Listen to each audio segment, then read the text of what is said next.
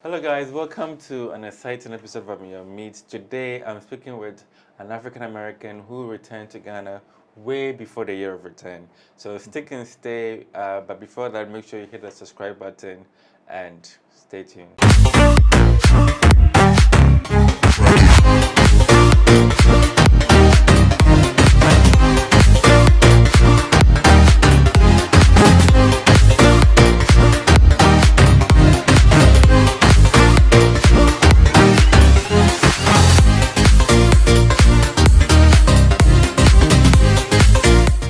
Welcome back. So with me is Rashad McCorey.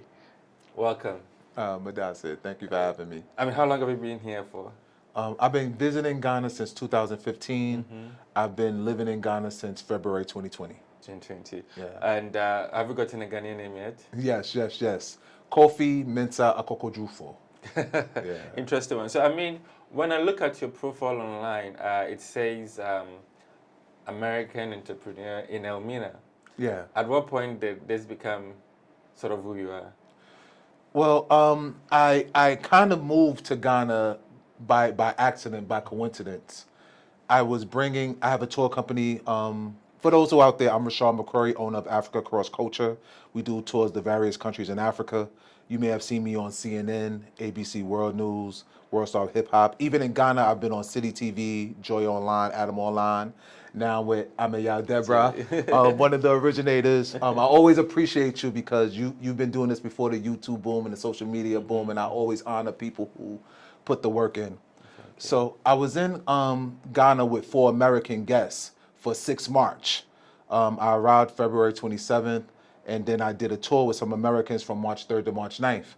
And as we were on the tour, we was hearing the news back in America as the coronavirus was spreading more and more and things were getting more dire. And I'm from Harlem, New York City. New York City was kind of like ground zero in America for coronavirus. I have asthma. So it was more like, wow, all these different things are going on. It's scary. Donald Trump was our president during the time. Not a fan of this president either, but Donald Trump was the president during the time, and he made an announcement, level 4 travel warning for all Americans abroad, come home immediately or risk staying abroad indefinitely. And thank God for me that not only did I make good connections in Ghana throughout my years of staying here, I made good connections. I've been doing sound business, earning people trust and respect. As much as as humanly possible. We're all human. And my father passed away 2019. I prayed to him. He was the one who introduced me to African spirituality when I was 5. He told me to go back and visit Mother Africa. He told me about the kings and queens of Africa. I prayed to him. I called my mother, told her I was thinking about staying, and then I called all my friends out here, and then we all discussed things, and we said, Rashad, you can do it. And that's when I decided that I wasn't going back to the United States. Did I think I would be here 16, 17 months later at the time? No. But Ghana's been so good to me. Ghana's been such a blessing to me, and I've been becoming a better person, stronger person, that I'm definitely happy to be here. But how smooth has this transition been for somebody who was just operating a tour, coming in and now making a decision to stay? What was some of the initial challenges you had to go through to now make that transition? Well, it was a lot of tough decisions, such as I do have family back home, but sometimes as being a man, we have to venture out and do, a man's got to do what a man's got to do sometimes. I am a tour operator throughout several countries in Africa, so tourism obviously was shutting down. How was I going to make money? How was I going to adjust? When I was looking at prices to go back to America, because I brought a one-way ticket to Ghana. I came for March 3rd to March 9th, but there was things that I wanted to go to, like a Accra Fashion Week. I wanted to go to the Kwewu Festival in the Eastern region. It was things that I had planned. So I only brought a one-way ticket because I didn't know when I wanted to come back. And by the time all this was going on, airlines had shut down, and tickets was $4,500 American dollars, $6,000 American dollars to go home. I said, well, my business is put on hold.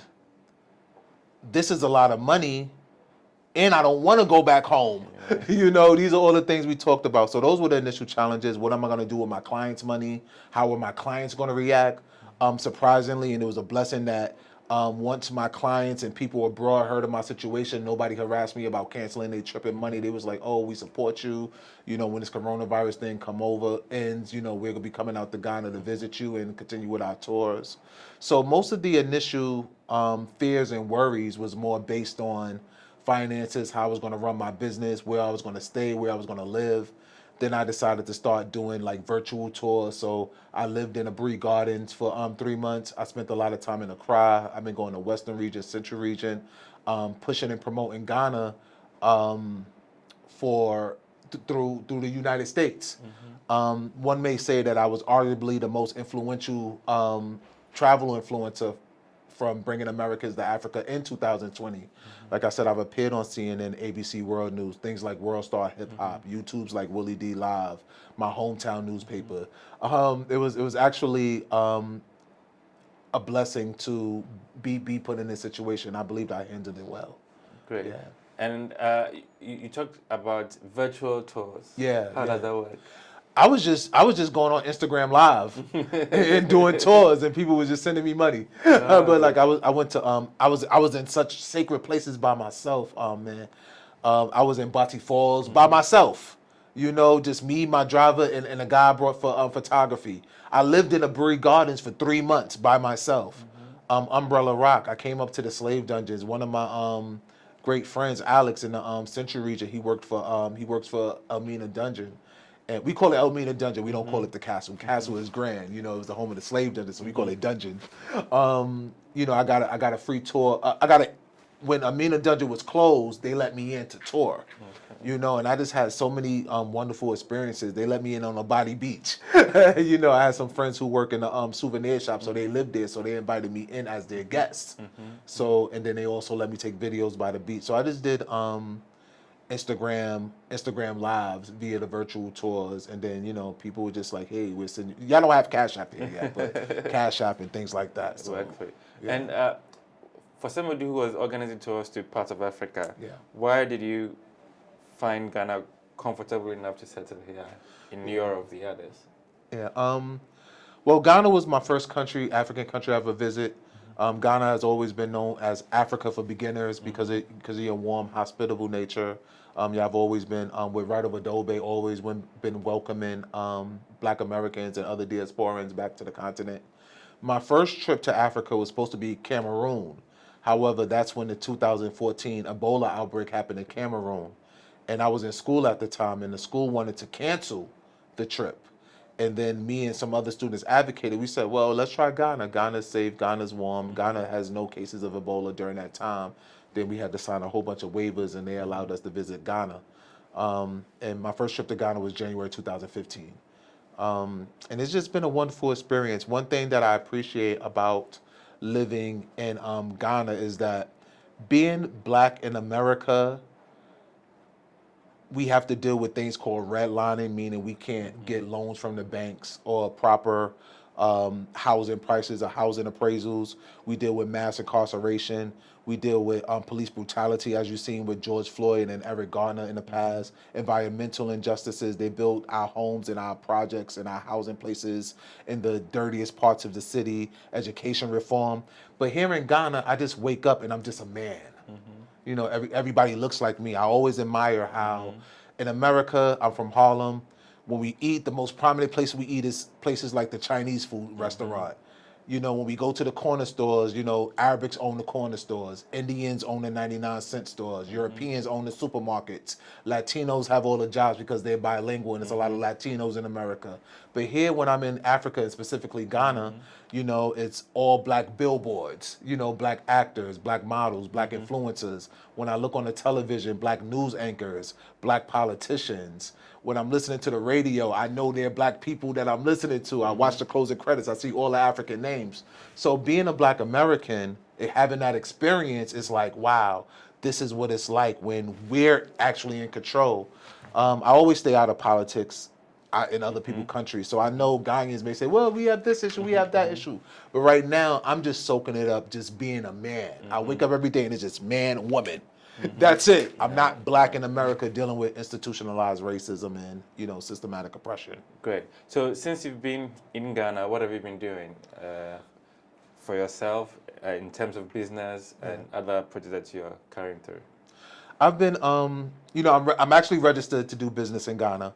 And my NGO was just registered 2 months ago. So the Rashad McCorey Foundation, where we help Ghanaians in land development, education, and health services. We keep it broad because I know I've gotten warnings about bureaucracies and politics and things like that. So as I continue to work with people, we need things to be as flexible as possible.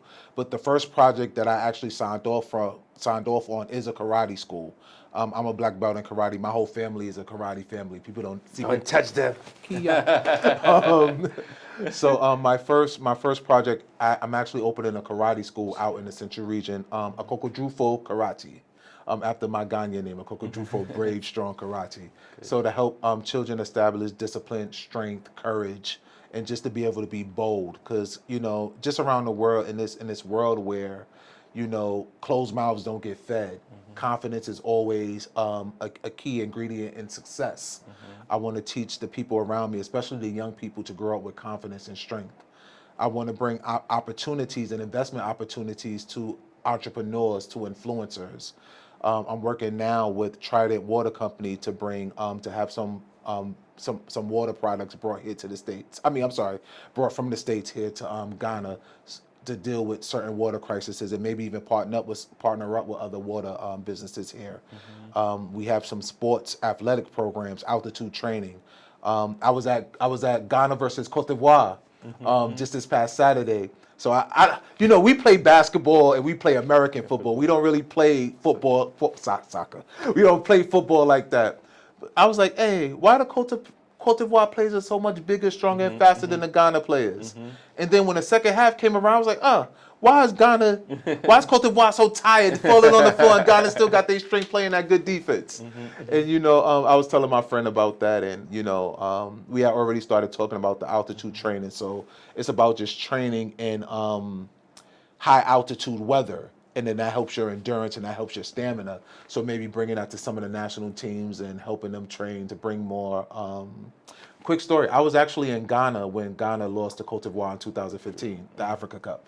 That was during my first trip to Ghana. So to find out that they never met again until this past Sunday, I thought that was pretty cool. I was just like, maybe I'm spiritually onto something.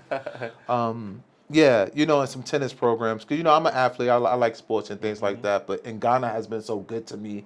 I really wanted to make a focus on giving back. I really want to make sure that while I'm here, I feel like if I don't give back on a major level, the universe will punish me somehow. So I really want to give back and change lives here. As somebody in Ghana connecting the dots, what do you make of the year of return, and of the success of that, what do you think needs to be done for more collaboration between the diaspora and people here? Because you are here, you're on the ground, you're doing things, you're looking at investment opportunities. So what needs to be done a lot more to better that relationship? For the common, I'll give an answer for the common person, and then I'll give an answer what I feel influencers should work with also. For the common person, work on critical thinking skills and actually understand that when you meet a diasporan, when you meet a Black American and you pitch an idea to that person, be really prepared to do what you say you're going to do.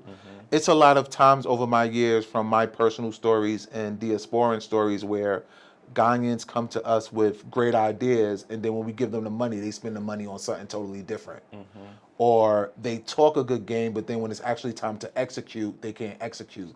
Or they take so much money off the top, and they keep asking people to keep pouring money in. Whereas this is generational wealth Black Americans are bringing to your family.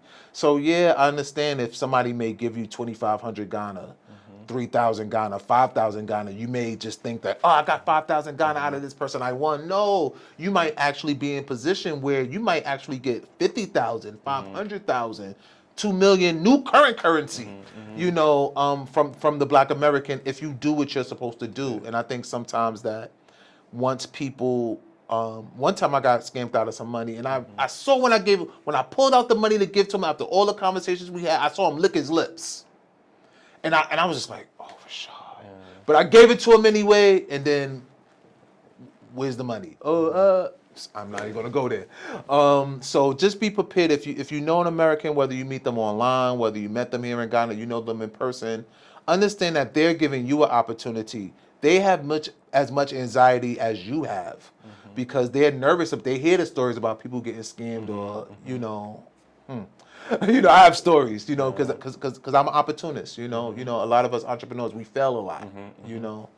For influencers, when you reach out to other influencers or people who are bigger than you, find out what you can really barter, whether it's social status, experience, because a lot of times American influencers, even myself to a certain degree, even though the way I used to be, they're looking at only money.